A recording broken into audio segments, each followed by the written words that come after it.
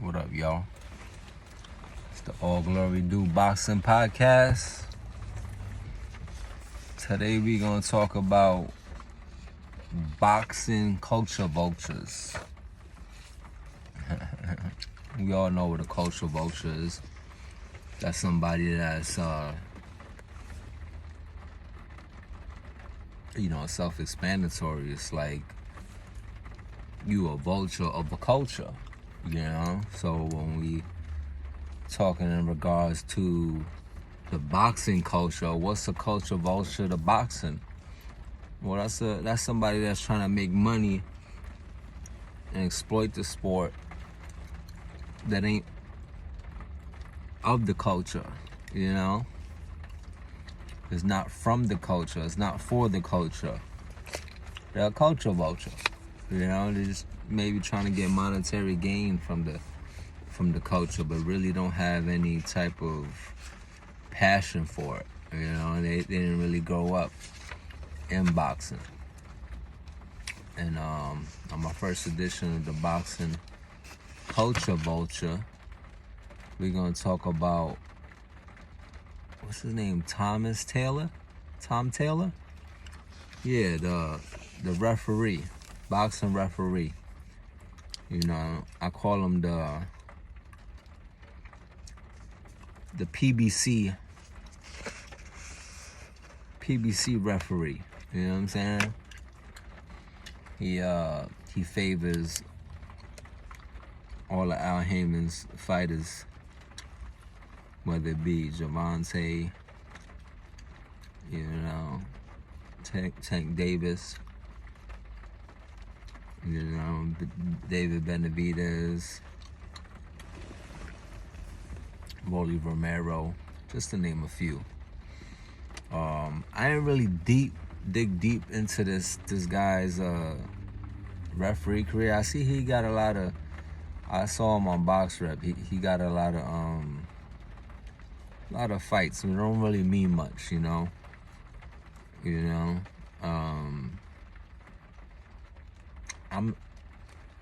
I'm gonna talk about the fights that came under my radar. One of the worst boxing fights that I seen him officiating, or however you want to call it, was with Demetrius Andrade and David Benavidez. Oh man, that was the worst, man.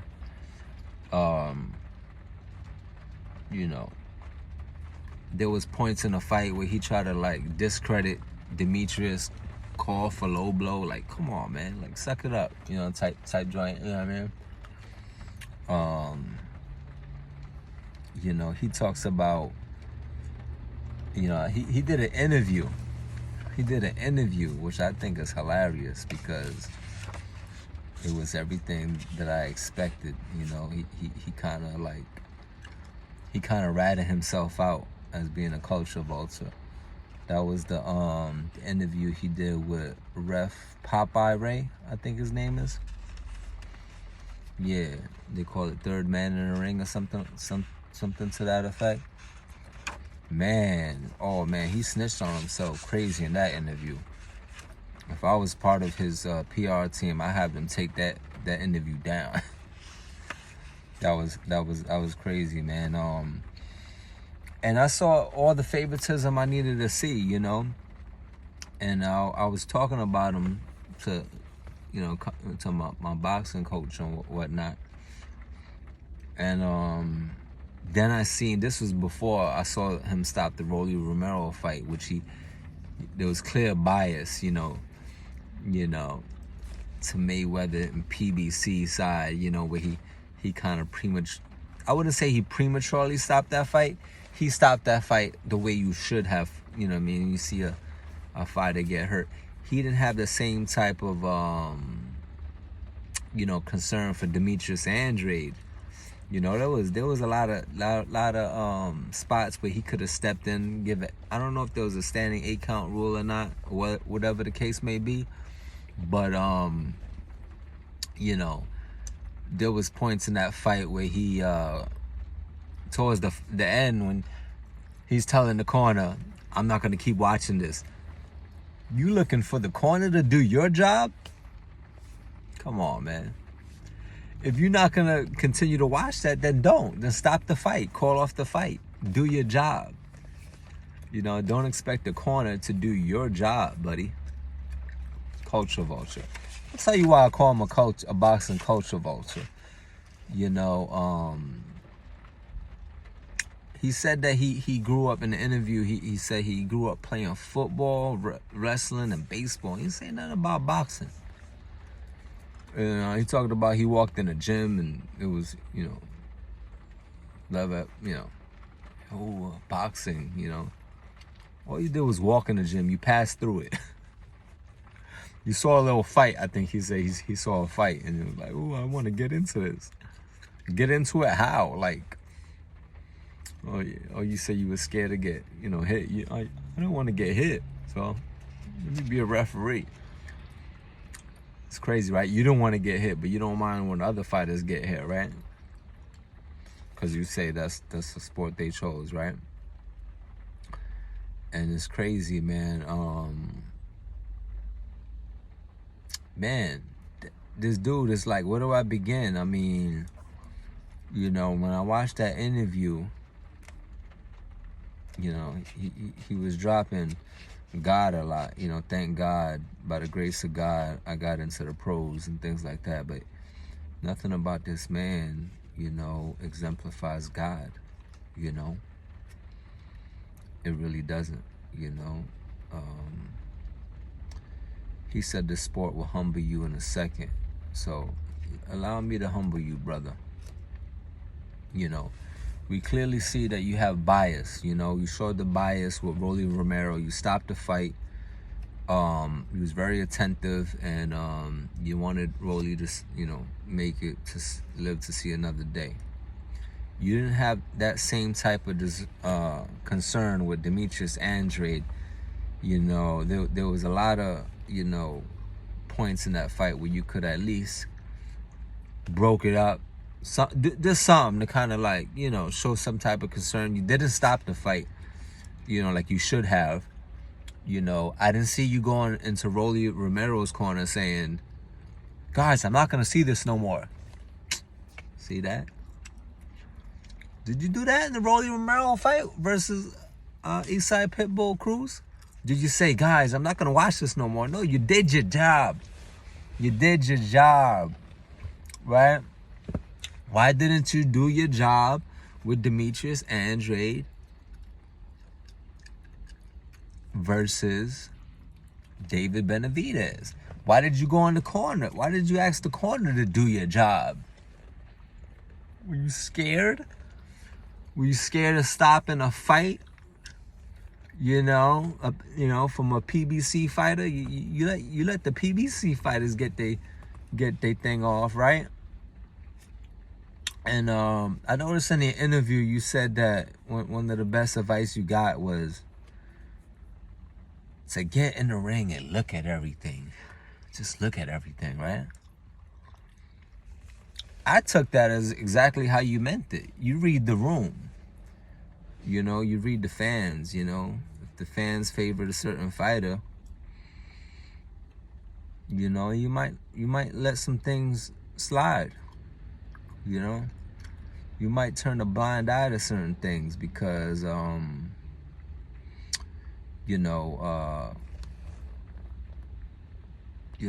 want to keep getting those checks, right? So you don't want to upset certain people in certain positions, What's that term? Who butters your bread? You know what I'm saying? And you gotta understand, brother, when you officiate in these fights, you can't have any bias. You can't have any bias. Let me repeat that. You can't have any bias. We know you do, but you can't, if you want to be a great referee. And I honestly hope the boxing game pulls your card and gets rid of you. You're really not needed. You're you know, you clearly could be bought. You know, you're clearly a fanboy. I saw you in you mentioned something about the Deontay Wilder fight that you officiated, and you said he hit him so hard he went into convulsions. Then you said something like, he has a right hand like no other. You a fanboy. You know, you complimenting Deontay Wilder's power. That's a no-no, brother. That's showing bias, you know? And then you, damn, was it 10 minutes already? Damn. I was trying to make this a short video, but I gotta go in on this boxing culture vulture, Thomas Taylor. And you boast about being in the Guinness Book of Records. I didn't quite fact check that, because I'm really not trying to invest too much time in you. You know, you kind of gave me all I need to know about you in that interview. But brother, that's nothing to take a fight of. That's nothing to take credit for. You know, if there was something in the Guinness Book of Records about the most punches thrown in a 10-round fight, you ain't throw no punches. If anything, that shows me that you ain't do nothing that fight. You just basically step back and watch, you know? That's all you did. You was just in the ring, brother. You know? And you claimed there was 3,200 punches thrown. But then in the same breath, you claim about that you care that these fighters could go back home to their family, right? In great health. But how, you know, how can you care about people and their families, their safety and to go home back to their families, if they letting off 3,200 punches? You know, that don't sound very safe to me. You know what I'm saying? I don't know. The numbers ain't adding up. You know what I'm saying? And you said you got flack for, you know, stopping a fight too early. I need to fact check that, but it was probably one of the PBC fighters that you stopped the fight for. You know, so the other guy could win. I gotta look into that, because you clearly you know, you brag about going to Moscow, Bangkok. That's probably your favorite city, right? Bangkok, Tokyo, Mexico City, right? Under whose dime? Who's paying you? You know? You mentioned about having a judge. What's his name? Mark DeLuco, something of that effect. As a judge, he's your friend. Y'all go out to lunch or whatever. That sound kind of, I don't know. I don't know if referees should be friends with judges. You know, that's a little too much of a conflict of interest, you think? I don't know. Y'all tell me, man. I need y'all to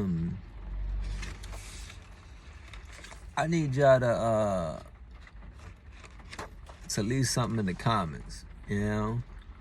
You talk about Richard Cologne sipping through a straw. Bro, but you don't care about that. You know what I'm saying? You know, depending on who's fighting, you know, you let them get their brains beat in, you know?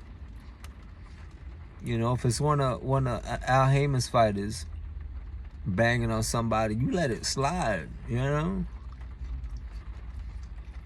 You let Benavidez get his shit off with Demetrius, right?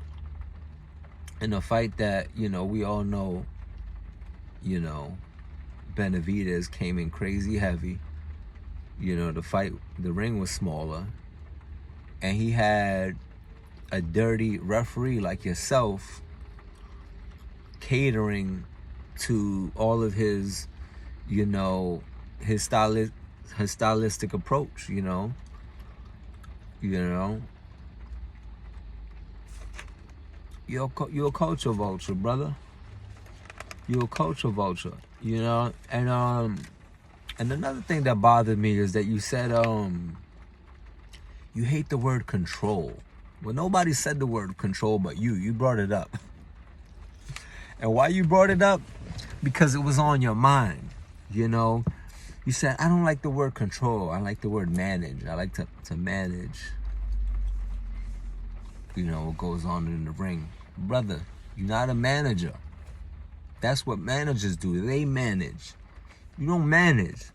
Your job is to oversee the fight and make sure the fighters are adhering to the boxing rules. That's it. You're not there to control anything. You say you don't like the word control. You're the one who said it because it was on your mind. Because you might be a narcissist. You like to control things, right? I need to speak to people that know you. You know, because you don't seem like a stand-up individual. From what I see, you seem like you could be bought. You're one of them bought referees. You know what I'm saying? You know, sucking a lot of eggplant behind the scenes. You know, and we all know you bought by PBC brand and the Mayweather team. You know, we all know. You know, the jig is up, brother. The jig is up. Only time will tell. You know, all my videos aged very well. You know, I had a video that I predicted Rolly to be stopped in the 8th round. Go look at my old videos. You know what I'm saying? They aged very well. And thanks to you that came true. You know, you actually did your job that night. So good job. And yeah, you say you never favor anybody. You talk about you closed your interview, you know, talking about people approaching you, you know, about their feedback on the fight. Cause I'm pretty sure I'm not the only one that has these, you know, feelings or opinions or whatever you want to call it, these observations about your stylistic approach. You know, I'm sure others share the same sentiment. But you talked about that you don't, you know, you just educate them.